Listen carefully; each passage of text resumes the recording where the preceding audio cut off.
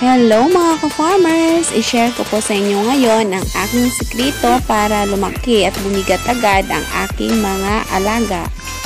Ganito po kadami yung ibibigay nating pagkain sa ating fatteners na nasa starter stage mga ka-farmers. So ganito lang po siya kadami dahil 4 times a day po kami magpapakain sa kanila.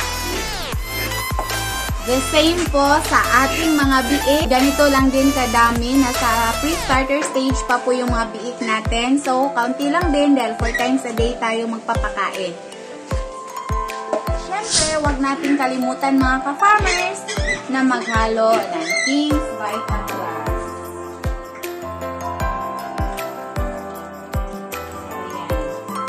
Isa po ito sa ginagamit ko dito sa aming babuyan mga ka-farmers, ang King's Vita Plus at Vitamin Pro.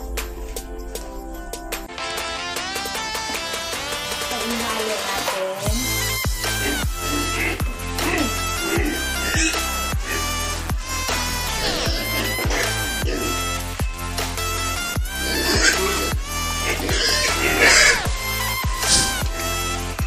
So, ayan na sila.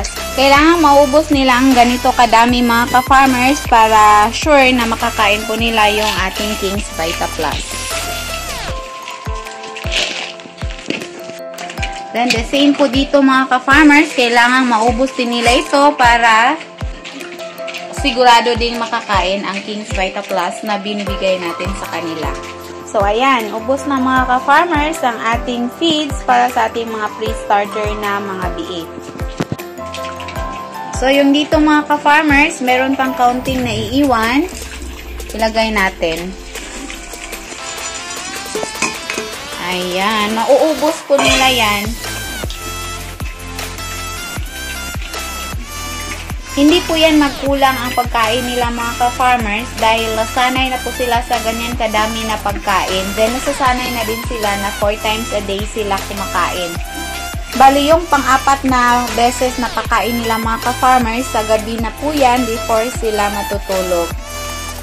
Mga 7:30 to 8 p.m. mga ka-farmers, kumakain pa po yan sila ng kanilang hapunan.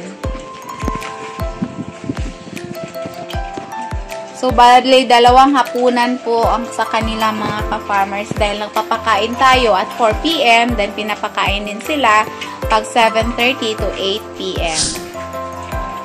So, yun lamang po mga ka-farmers ang may share ko for today's video. Sana ay meron po kayong natutunan. Huwag nyo lamang pong kalimutan na mag-subscribe at i-click ang notification bell para kayo po ay palaging updated sa ating mga bagong farming videos na i-upload. Ating tandaan na tayong mga farmers ay dapat madiskarte at masipag upang magtagumpay sa ating negosyo. Sa kapwa ko po kababaihan, hindi po hadlang ang kasarian natin para gawin ang mag-farming. Layunin ko po na i-encourage kayo na mag-alaga ng kahit na anong hayop na pwedeng mapagitaan. Maraming salamat po. God bless. Happy farming. Bye-bye.